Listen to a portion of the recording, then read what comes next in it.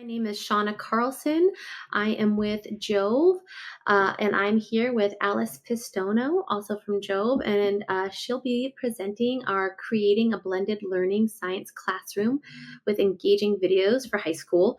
As our speaker, Alice comes to us as our Science Outreach Manager and a TEDx speaker.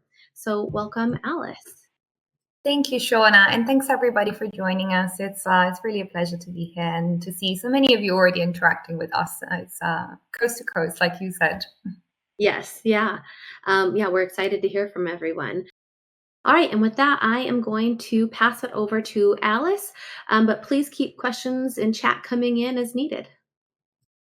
Thank you so much, Shauna, and thanks again to all of those of you who came and decided to connect and say hi already. So today we're going to have a session dedicated to understanding the principles of blended learning, which many of you will be familiar with, I'm sure, but especially trying to understand how we can implement some blended learning techniques in our day-to-day routine, especially to make sure that when we're interacting with our students, they remain engaged, which is becoming more and more difficult. We all know that.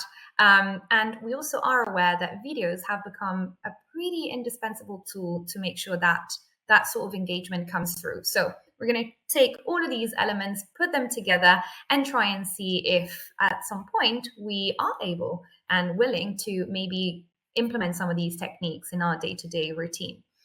One thing we also have at the end of this session is a Q&A. So if you have any questions, don't be scared of addressing them. There's a chat, there's a Q&A box. Do that. We'll get to those towards the end, but maybe there will be some burning questions that we might address also throughout the presentation. So one thing before we begin, I always like to introduce myself because I think it creates a bit of more of a connection. I'm speaking to a blank screen at the moment. The only thing that keeps me engaged with you is your comments. So I thought I'd just give you some information about me first. My name is Alice. I studied at University College of London, and I have a degree in natural sciences. So I am originally a scientist, like I think most of you here. And I actually taught for some time to IB, International Baccalaureate students, those triple sciences that they all hated so much, but I was so fond of for so long. And after a career in teaching, I decided to pursue my passion for speaking to people. And I decided to get into academic publishing, and I started working at Jove as a science outreach manager. That means anything that goes out in the world, we try and get in a more engaging way, in the most engaging way possible. And that also obviously includes any form of communication. So it's not just the videos, the social media, anything that we interact with. It's also about making sure that the community keeps engaged. So in my private life, I also work as a communication consultant, especially weekends. I spend organizing events with friends of mine. And as I mentioned, I love speaking. So whenever I can and people ask me to do that, I try and do it more professionally than just, around a table with my friends who oftentimes won't listen to me. But having said that, we can, I think, move on to our topic of the day, which is blended learning. So I like to start from definitions, so we're all on the same page. I know it might be pretty basic for some of you, but I think it's nice to know what it is. Blended learning is just anything mediated by technology. So when we talk to our students, when we have a lesson with them, nowadays it's become pretty much impossible not to have some form of technology come into play and actually work with us, towards achieving the goal that we want to achieve. So nowadays, blended learning is pretty much all the learning that happens, and it's combining educational material that we find online with physical materials, things that we can use in our classroom on a day-to-day basis. And first, I would like to start with a poll, actually, which is, how often have you used videos in class? I would like to know how many of you, how much have you used these videos? Some of you, I'm seeing some of you said at almost every lesson, which is very encouraging. Most of you are saying frequently, which is what I would expect. But it's pretty skewed towards, at almost every lesson or frequently. So this is really good. I think that's everybody's experience nowadays. Okay, a couple of you said, well, I don't use them as much. It's obviously personal, but most of us, we find ourselves using videos because, let's face it, they're really, really handy. So let's see a couple of ways we can use these videos for blended learning, especially for those of you who said, I use them at every lesson. If you want to add a couple of comments in the chat, you have implemented the techniques that I'm going to talk about, maybe you've never heard of them before, it would be really nice to know what kind of activities that you do with those videos. But here are some of them. The first one being a flipped classroom. So, okay, I'm an instructor, I'm a teacher, I would like to start using videos. One of the easiest ways to do that is to apply this flipped classroom method. So the idea is I can give my students some activities to do at home. Say I want them to learn about photosynthesis. So why don't I have them watch a very, very simple video about photosynthesis? They will understand the basic concepts. Maybe they will even find it fun and interactive. And then they will come to class and we will try to understand how to apply what they saw in a video in class. Now, that's a pretty handy way of using videos because they take off some of the workload that we might experience when we're trying to put together a lesson. You know, we might not have enough time to put together all of the material that we're thinking of, or we might find ourselves thinking some of the things are way too basic for us to spend time on. Maybe we've already gone through some of the topics and we want to save a bit of time. We say, okay, why don't you have a look at this independently and then come to class, and together during the lesson, we'll try and see how that can be, applied, or maybe we will dive deeper into this topic.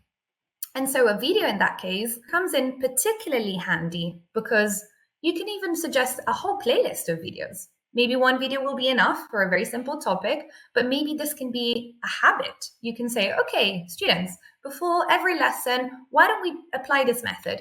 You do something for me. You watch a 2-minute video. I promise you it's going to be 2 minutes. And trust me, most videos out there, they're not that long. They're a couple of minutes long. The good ones are animated. They're engaging. They're short. They're sweet. Students tend to really love them. And so you say, why don't you watch a video for me? And then once you come to class, you're already sure that your students, they will have a little bit of knowledge about it, even just because of passive absorption. When you watch something, imagine when they spend so much time on their phones, don't they? Imagine how many concepts they passively absorb, and then they come to their friends and say, I remember somebody told me about this. Well, most of the times it wasn't somebody. Most of the times it was a video they watched. So even in a passive way, they will for sure absorb some of those concepts. And then we can leverage that absorption during our lesson. The second way to use videos is the so-called asynchronous learning. Now, just a really long and fancy word to say students don't need to learn everything while we teach them, okay? They can do things in their own time. I know sometimes it's hard to let go. I, as a teacher, also had a tough time when I was thinking, but I explained this concept so passionately and so well in class. Why didn't they get it the first time? It doesn't all depend on us. Sometimes students will have things going on, maybe a million different subjects to think of, take care of. They might need to do things in their own time. And if we implement asynchronous learning, what we do is, yes, we take time in class, we explain concepts, we go through the main topics, but we also say, okay, here's some material, you can consume it in your own time, which again is something that we're borrowing from the idea of on demand.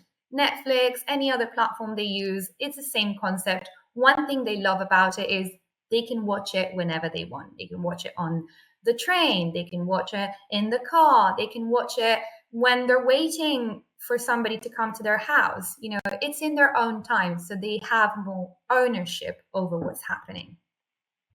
And so in this case, again, we can use videos. It's pretty straightforward. If we don't want to spend too much time convincing them that they have to watch a video, what we can do is, okay, I'll have the peace of mind of explaining the basic concepts in class during the lesson. We'll go into these topics, we'll, explain all the basics, so I'm certain that at least I have covered anything that I wanted to cover. But then, we can give them some extra videos, some more in-depth concepts, maybe things that we would like them to know about, but we don't want to force them to know about. And we can give those videos to our students and say, well, why don't you watch them in your own time? Why don't you dive deeper into these topics once you have learned the key concepts in our lesson? Then you have your own time to go through whatever you'd like to learn. And that, as I mentioned earlier, gives them more ownership, but also more time to decide how and when they want to learn, which is a key concept, especially for students who are, still establishing a method. They're not university students who have decided how their life goes when it comes to academic success. Most of the times, they're still learning how to learn. And so this can be a good way to stimulate that sort of responsibility as well. And finally, I'm just giving a few examples. Obviously, there's many different ways we can implement videos, but I think this is my favorite way of doing it. In a blended learning environment, we can use videos for problem-based learning. Now, in problem-based learning, I know it's not possible for all the subjects in the world, but STEM subjects, they are particularly good for this. So even if you're a little bit reluctant, hear me out, because I think it's a really, really nice way to have your students interact with the material. Now, it can't be used at every lesson. I know that. But every now and then, instead of just explaining concepts, we can give our students a problem to fix. I remember once during one of my lessons in high school, my teacher said, okay, why don't you tell me why ladybirds and snakes both showcase the color red? And at that time, I thought it was such a difficult question and I had to work out the problem. And I was like, oh no, but why is that? And then the sole fact, I still remember it to this day. It's been, I can't even tell you how many years. The sole fact that I had to work out this problem of why did nature give two different species the same color, it put me in a position where I had to gather all the key concepts that I had learned about and apply them to a practical issue that I had at hand. Now, this was an evolutionary concept, but it can be done with a variety of different things. And so if you give your students a problem, then they need to apply their skills and reasoning to think about these concepts applied to the real world. Now, videos in this case, they might not be as straightforward as you might have thought of in the other two cases. But one thing that can be done is you can ask your students to solve a quiz, face them with a challenge. Say, okay, at this point, I would like you to fail. Well, don't say that because obviously that doesn't put them in a good position, but put them in a position where they are allowed to fail, where they are allowed to be faced with the fact that they don't know everything at this point. Have them do a quiz, have them respond to some questions. And once they've done that, maybe they will realize that they know everything and that's perfect. Then they just need to consolidate their knowledge. But maybe they will understand that they don't know everything, that the problem that they were trying to fix, they don't have all the skills needed to fix that problem. And so at that point, you can suggest videos. You can say, okay, why don't you watch this? Or maybe why don't you start watching this and then go deeper by looking at these concepts, look at this textbook, look at this and that and that. And this creates an arsenal or a variety of different opportunities for them to start learning using different means instead of just having, one way to fix everything. Instead of saying, okay, I don't know something, I'm going to look for it on the textbook. The problem itself being a complex thing to fix, it requires a variety of different approaches. And videos can definitely be one of them. So, time for another poll. I hope you're not tired just yet. We've just begun. So, our question is, what do you use the most in a video? Now, there's a few options going from subtitles to video snippets. Obviously, those of you who don't use them in class, feel free not to respond. But those of you who do, please tell me what you like the most in a video. I can see many of you already said video snippets. Very few screenshots of the content. I appreciate that. There's very, very good pictures out there as well. But yes, I would say it's definitely video snippets on top, but then people are also using subtitles a lot. Amazing. Okay, so why did I ask that question? Because that brings me to face of a video. Now, when we think of blended learning, I gave you some examples of how you can leverage blended learning through, videos and how you can implement some techniques. One thing that I would like everybody to keep in mind is that a video, it's not just the video itself. When we think of a video, why is it useful for blended learning? Not just because it's technology, but we said it has to be technology mediated instruction. When we are instructing somebody, when we are teachers, a very important thing to keep in mind is that things need to be accessible for everybody. How do we do that? Well, a video is very well positioned to be an accessible tool because it has a few features, one of them being subtitles. Many of you mentioned it. Subtitles are great. They allow us to face a variety of challenges, one of them being not all of my students will be English speakers. Some of them will be learning English as we speak. Some of them will have, learned some concepts maybe in another language while they were growing up, and now they need to apply them in a different language, in English. Perfect. We can use subtitles. But not just them. Some people can't hear, of course, but some people can't hear what they're watching in that specific moment. That's why most of the videos that we find on social media, they have subtitles, because maybe we're, in a public space and we're not wearing our headphones. So what are we going to do? Subtitles are a great way to face that challenge. And also, when it comes to science, a lot of it is jargon. It's words that are specific to science itself. People might not even know how a word is supposed to be written until they see the subtitles.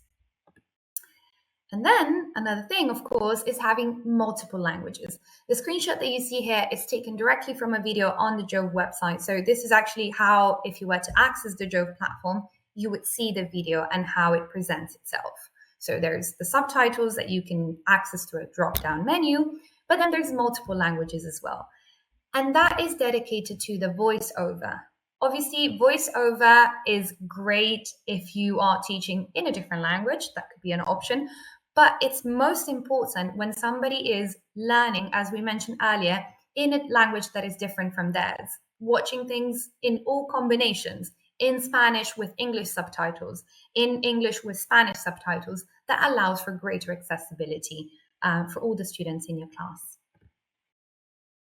And then something people don't often think about, but playback speed. This is paramount. I had a student who used to revise the Krebs cycle by muting the video, no subtitles, nothing, and then reducing the playback speed to 0.5, so it would go super slowly, and the video served as a tool to actually go through the concepts. She would use it for revision. And that's just one of many ways to use playback speed, to leverage that. Maybe your students, they get bored quite easily. And you know one thing that you can do? You can play the video, and then at one point, you can increase the playback speed, and they start speaking very slowly, like on WhatsApp when you put 1.5x. And people go, I promise you, try that in your class once, and people go like, what's happened? Like, it just wakes up your senses for a second, just because you leverage that playback speed for a minute. It can be useful. People can skim through videos more quickly, or they can take it more slow if they need to. And finally, a highly descriptive audio. Now, it wouldn't be blended if we were not trying to get to as many people as we can through as many tools and options as we can. An audio that describes what you see does exactly that. Not just for people who are visually impaired, which is always important to remember. They are there, they exist. We need to be able to address their issues as well.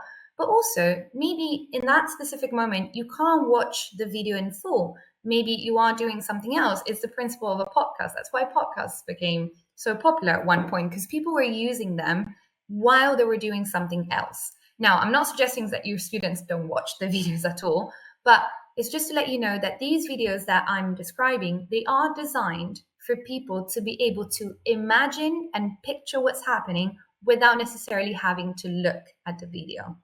Now, I have examples. I have in particular one student from a university in Milan who is blind, he is visually impaired, and he used the videos to learn, which is super counterintuitive. A visually impaired student using videos to learn, but the highly descriptive audio did exactly that.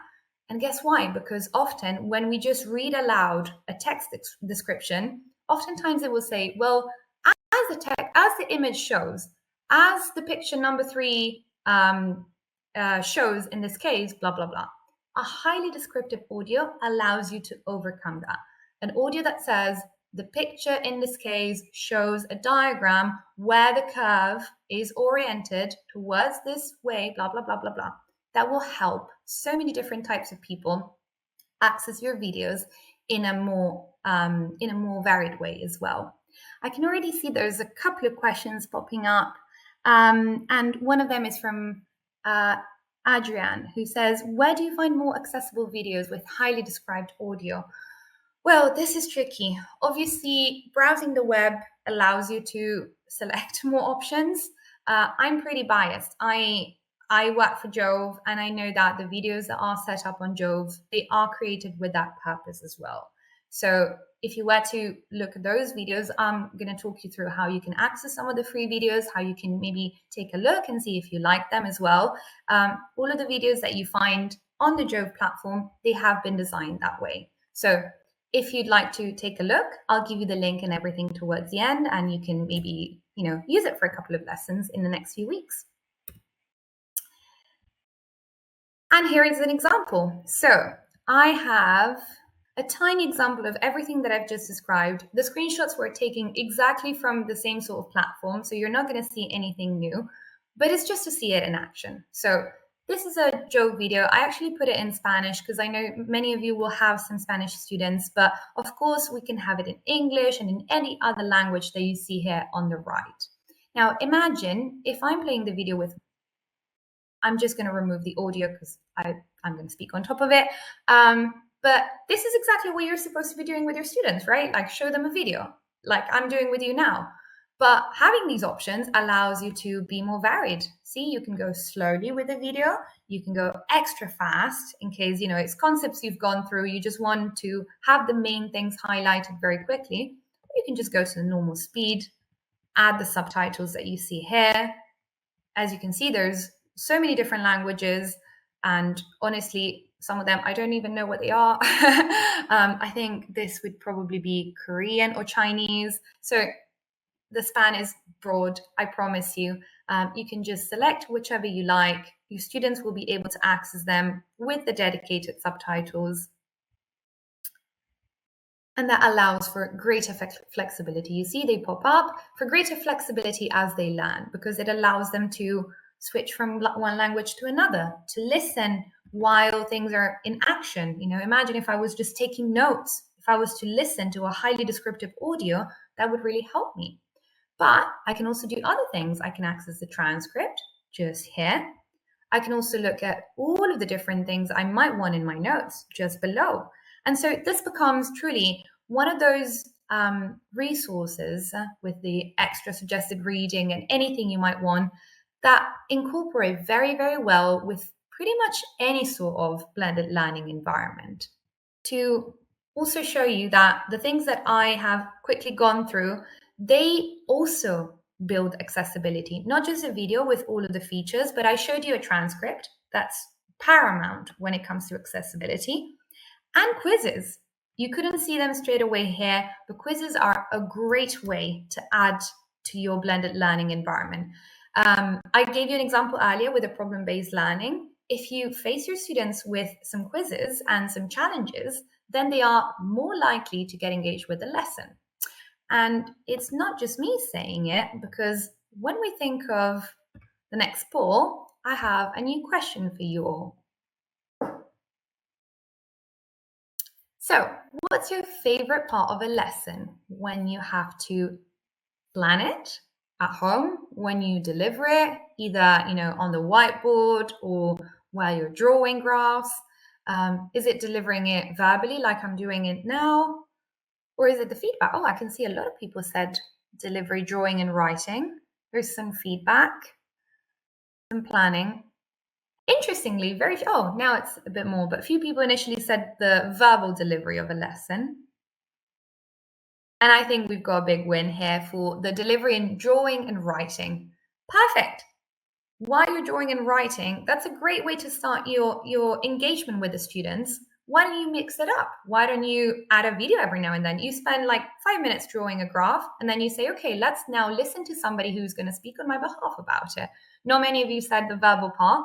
I agree. Sometimes it's awkward. Students can be challenging. If a video is shown in that case, I promise you, it gets a little bit easier, and you probably end up having more fun as well. So, I mentioned earlier, I'm not the only one who says quizzes can be useful, which is why I would like to take the next maybe 5 minutes to introduce you to something called the 4F model. Now, I came across this model during a conference earlier this year. I met the person who worked on this model. He's a sociologist and a maths teacher, which is very interesting, and a very, very good combination as well to kind of create these models. And the first thing that he said when he got on stage was, well, when I used to have lessons with my students, my problem was I thought I was being great. I thought I was being extra clear. I was delivering the most engaging lesson. And then most of the times they would fail. And that's important because, and then most of the times they would fail. So they would fail last. Well, the model he worked on says that students should fail fast. So in his model, he actually thought of reversing the situation that he was facing. Instead of having students listen to the lesson, go through all of the exercises, and then basically fail most of the times, he said, okay, why don't I get my students to assess their limitations fast? Why don't I give them a problem, a quiz, something that they can, try and fix for a minute? And why don't I let them understand themselves that they are not competent yet? They're not good at some things yet. I know this is not possible for all topics, for all lessons. I know if you're going through an introductory topic, most of your students will not know what it is all about. But let's think of students who might have some knowledge, some understanding, and maybe one of the things are they come to class and they think they kind of know some of the things, and so why should they commit to listening to you? Well, if you have them fail fast, trust me, they will feel that sense of urgency. They will feel like they need to listen to you afterwards. And so the theory says that at that point, the best thing to do is to flip. So instead of saying, okay, you have failed, now you listen to me, what this person did, Dr. Kapoor, it was saying, okay, you have failed. Now take your time and go through these concepts by yourself, watch some videos, read some material, and then come to class. Because at that point, we can fix whatever you failed.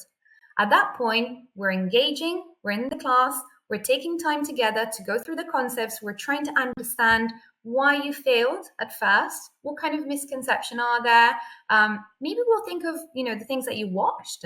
We'll go through them together, we'll go through them again together. But basically, the time that you spend with your students at that point, it becomes a time for re-engaging in the conversation and the process of learning, rather than spending time to convince them that it's important to learn about some things. Because chances are they will already have felt that urgency, that sense of, oh goodness, I didn't really get that. I should probably try to commit to it.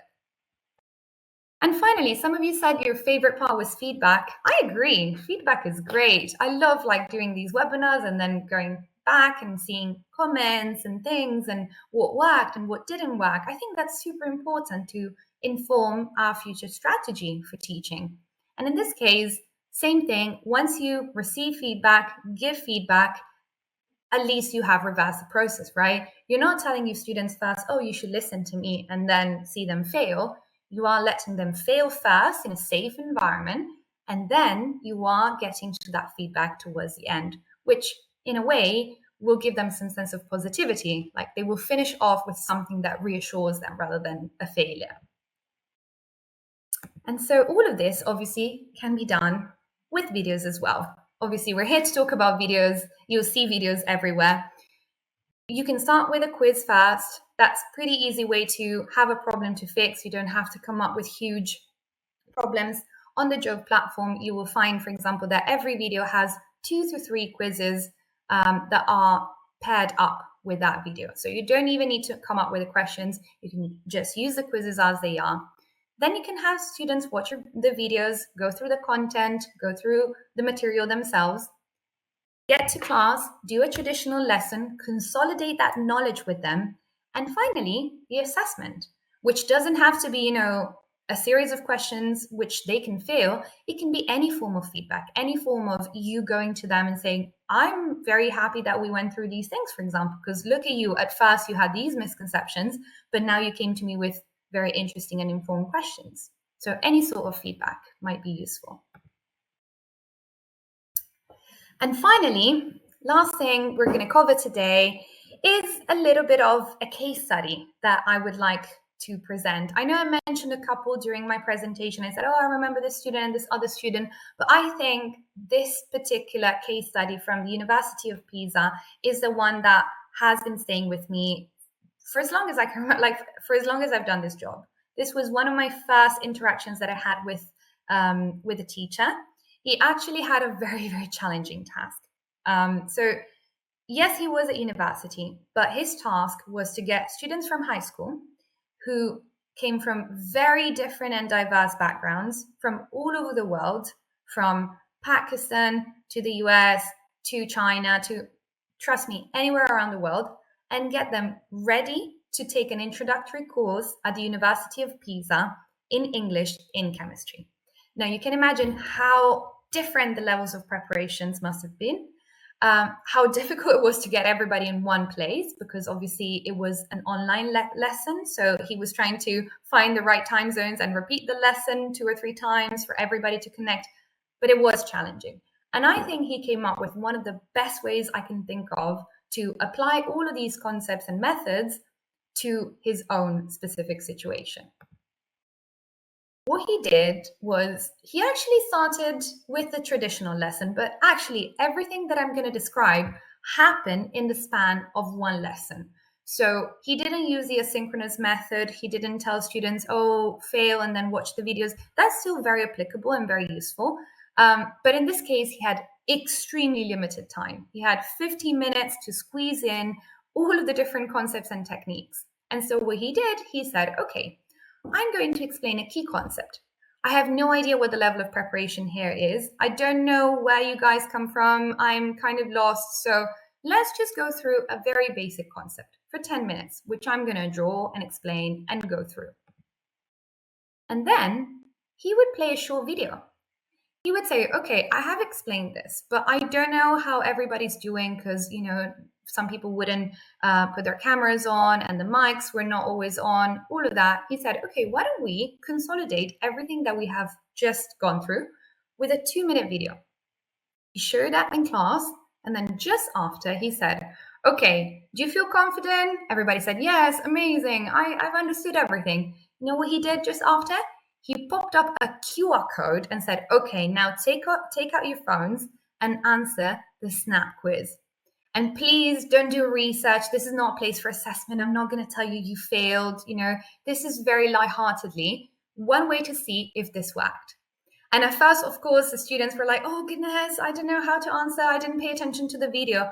But then they quickly became acquainted with this method of, okay, he's explaining for 10 minutes, but then we have the video to consolidate. And we can ask a couple of questions about the video because it's kind of giving us a summary. And very, very quickly, he noticed that the students were performing so well in the Snap quizzes that basically when the time came for feedback, he could immediately say, okay, what's wrong? Why did 3 of you say this? I'm not going to inquire who you are, but what's wrong? What did the video not address? What did I not address? And so this continuous immediate feedback cycle prompted him to have this kind of method for videos and quizzes and failure and lessons all squeezed together in just a bunch of minutes. And I promise you, if he did it, it's not impossible. I'm not saying you should do it at every lesson. I'm not saying you should do it all the time, but maybe you can give it a go. Maybe you find a video that you think is really cool. Okay, let's try and explain it. Let's play the video and let's see how the students react to it. And that brings us to another quick poll that I would like to ask to you all. So I know we went through a lot of different things and a lot of different techniques. So I'd just like to know, are you likely to try any of those? Did I convince you? Was I convincing enough for you to maybe give it a go? And I can see that you're very kind because nobody said extremely unlikely nor unlikely. So I appreciate that immensely. Oh, look at you. A lot of responses as well. Well, I appreciate that so much. But I also think that if you came here, you're probably, the right people to talk to about these things. So I'm glad that you found those useful in a way. And now I think it's time for questions. Now I can see there's a new one from Tracy. Is there an ideal length for videos? Now, I once went to a conference where actually a friend of mine was presenting, and he showed very compelling evidence that people under the age of 18, they have a hard time concentrate for longer than 7 minutes. Now, I'm not going to go into the details of why that's the case, whether it's true or not. I think when I heard that, I said, okay, that's pretty compelling in itself as a statement. And then the evidence itself was compelling too. So in that sense, I would say if you're showing a video to your students and you want feedback from them, keep it as short as you can, 2-3 minutes max. Otherwise, you are going to lose them. If you want to play a longer video, maybe stop it and interact with them, ask a question, get to talk to them, and then go back to the video. But yeah, 2 to 3 minutes if you're with them. If it's asynchronous, it can be longer because they've got their own pace, they can take their own time. But yeah, Tracy, I would say stick to that length. And that can also help you maybe assess immediately if they're paying attention. Because if they're in front of you, they can tell you if they were able to follow. And then I can see that Crystal asks, can you list all of the resources quickly? If by resources you mean like all of the different things that you can do, well, we have a link for you to access the videos themselves. We're going to give it to you so you can, take a look. But I would say the main resources for all of this are definitely videos. Quizzes, very, very handy. Each video has a quiz together with it on the Jove platform, so you're able to pair them up quite quickly. And then, yes, transcripts can also be extremely useful, and you find them just on the side of each video. And then I can see a question from Jeff. How do I choose the best videos for my courses? It's often hard to find time to select the right ones.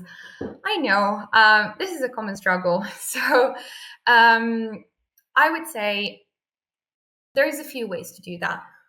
There are video suggestions, on platforms that give you suggestions based on what you watched before. That's an option.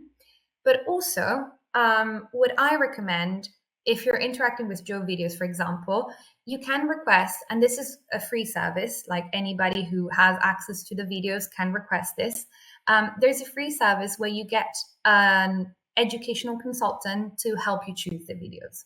So one thing that you can do is you can send the list of things that you're going to teach that semester, for example, and they give you video recommendations. But also browsing through the Jove platform, you will see that there's, videos matched to the main topics, most popular things. It's pretty easy, pretty straightforward to actually find yourself saying, oh, I'm teaching photosynthesis. Oh, look, all of these people who taught the same subject, they've been showing these videos. So the correspondence comes quite quickly.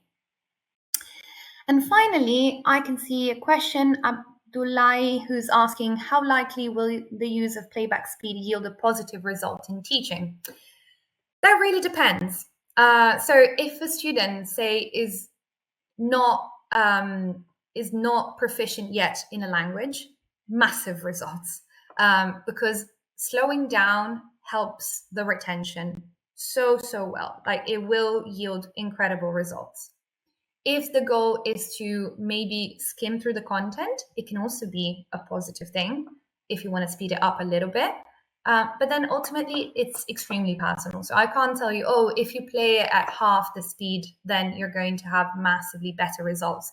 But if you are in a class full of students whose first language is not English, I highly recommend that you do that. You play the video in English, maybe with the most frequently used subtitles in terms of language, but with a slower pace. I can also see Sophia asking, how do you think videos fit into instruction in a flipped classroom? So a flipped classroom is a pretty, I think, straightforward way to go through video implementation. And actually, for a flipped classroom, a really good way to go watch videos is have a playlist ready with a series of videos. Say you're touching upon 5 different topics. Let's have 10 videos, 2 for each topic. When you're doing flipped classroom, it means that your students are completing an activity at home, right? Before they actually join the class. So once you have that playlist ready, maybe you can do like a tiny release. You can say, okay, ahead of this lesson, why don't you watch these 2? Ahead of this lesson, why don't you watch these 2? And I'm saying a tiny release because seeing 10 videos is much more daunting than seeing a couple. If they see a couple of videos and then they come to class and they discuss with you, then that yields like usually a good result.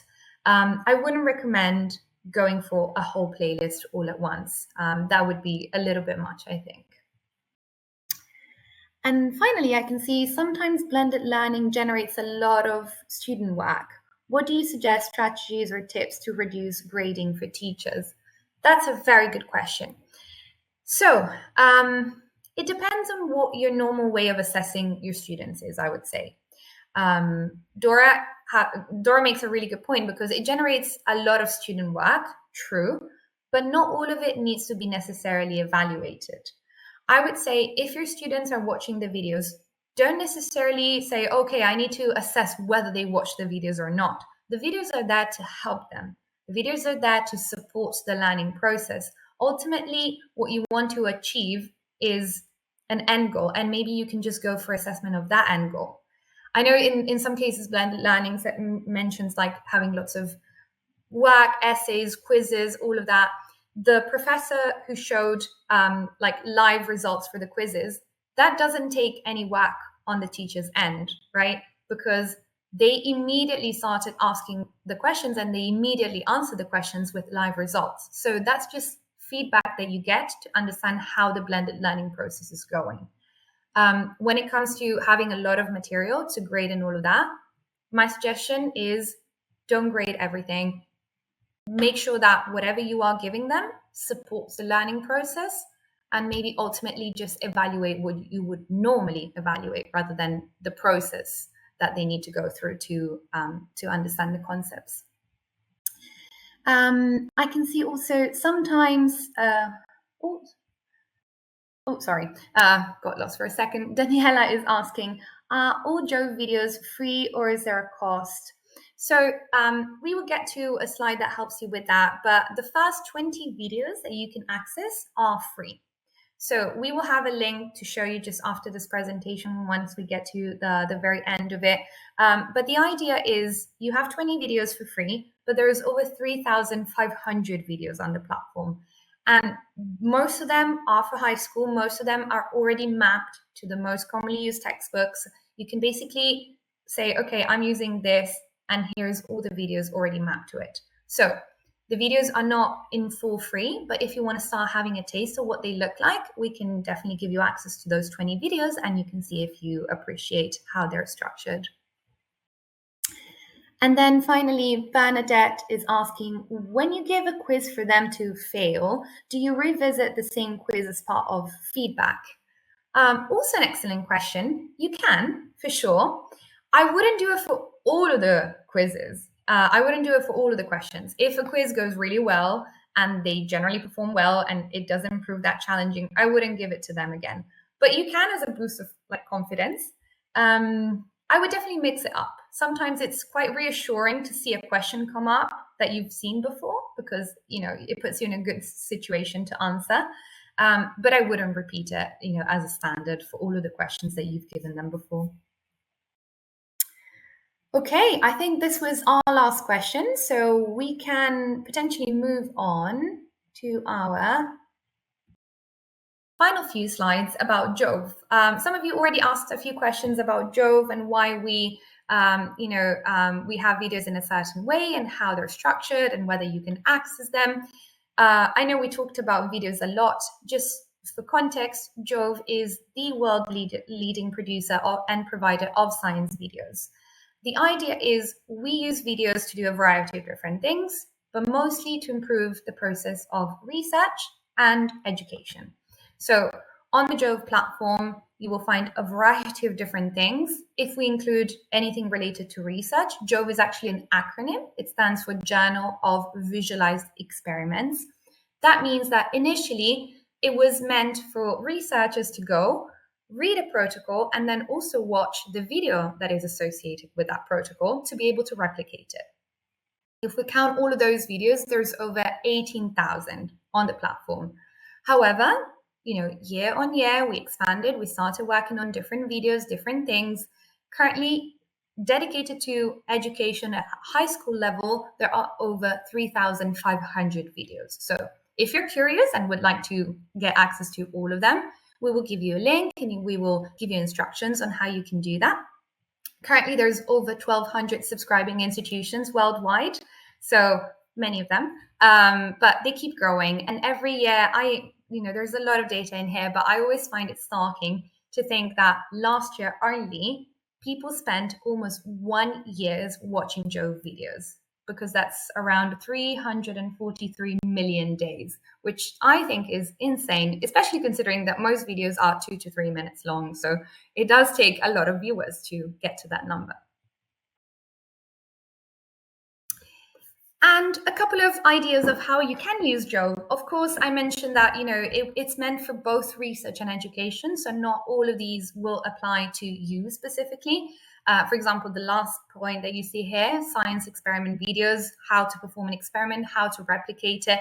Some of your students will go through experiments, but not all of them might be, suited for them on the Jove platform, but they are definitely an application. Some lab videos, they are definitely easier. They are more focused on like basic principles of a STEM curriculum, so they can be replicated by students. So the scientific experiments themselves, they might be a bit too advanced, but the lab videos, they can be helpful for your students as well. And then, of course, we have the research videos that I mentioned, advanced protocols, students who are in college, they already are learning some of the more advanced techniques. But what I would like to focus here on is the video textbooks. The animations, anything that you find on the Jove platform, they have been produced by people who have a PhD in a specific subject. They have plenty of teaching experience. They are educators themselves, and they have created these animations for students to be able to absorb the concepts as well as possible. And trust me, the fact that they have been designed with accessibility features, with highly descriptive audio, with great animations, is because these people, they really know what they're doing. I work with them on a daily basis, and they are incredibly competent whenever they release a new collection, which, by the way, keeps expanding. Like every time you log onto the platform, you'll find something new, and that's also quite exciting. And finally, a couple of words on how you can use Jove to basically achieve all of the things that we mentioned today, but also some more things that Jove can do for you as a teacher. We mentioned motivating and engaging your students. Absolutely. We've seen a variety of different examples. What you've got here is just a couple of extra examples and a case study from students at UCLA. But the idea is whenever you have a video, I promise you, retention goes up compared to any sort of explanation.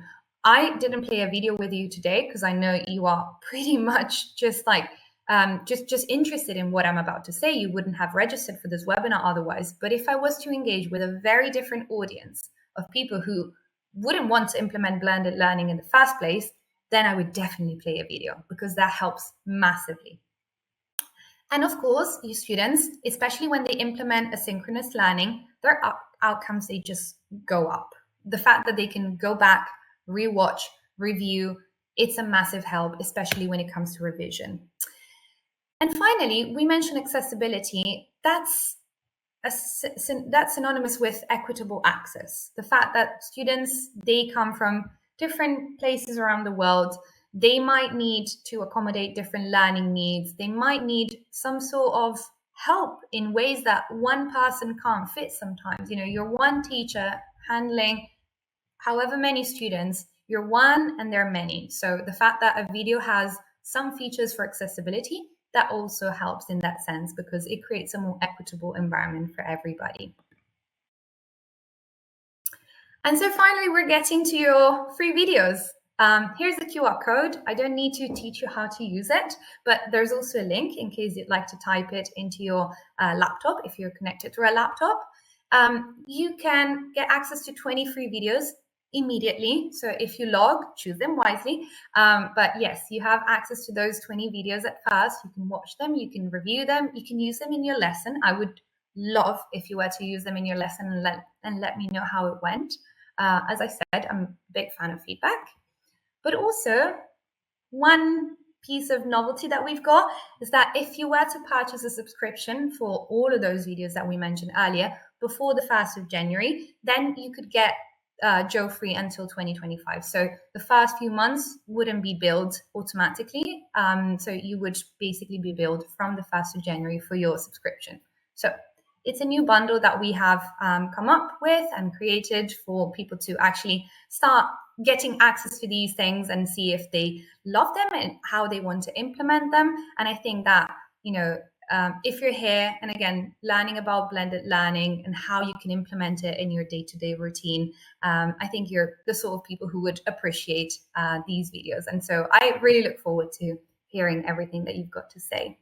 I do have a final question for you all before we say goodbye, which is there anything else you would like to see covered in future webinars? You can go crazy with this. It's not like we're going to say yes or no to each proposal, but feel free to share anything. Say if you'd like to learn about a specific technique. Tell us if you, for example, have already implemented something and maybe would like to see it in the future. I'm very keen on hearing from you. If you want to put your answer in the chat, I'm sure we will have another chance to host another webinar to dive deeper into some of these topics and make sure that you will get as much information and as much value as you want from these webinars as well, which is, by the way, why we're here. So while you take your time, and if you want to put anything in the Q&A box as well, there's still time. I would like to thank everybody for being here today. It was a true pleasure. And honestly, I know that hearing about these things, it can be a little much sometimes, but trust me, videos are extremely simple to use. I know many of you have already done that. Once you start implementing them in your day-to-day routine, then it becomes almost impossible to go back. So I strongly believe they do add value to your lessons, and I hope you will start using them more. If you have any more questions, feel free to send us an email, schools.marketing@jove.com. You can also access the website through the URL that you see on top, schools.jove.com. And if you have any more questions, anything you'd like to ask us, you've got our contact details. We're always open to feedback, questions, anything you might want to share with us. This is it. So again, thank you, Alice, and thank you all for attending. We really appreciate it. And if you have any questions, as Alice mentioned, please send them over to the schools.marketing@jove.com, and be sure to sign up for your free videos as well. So thank you.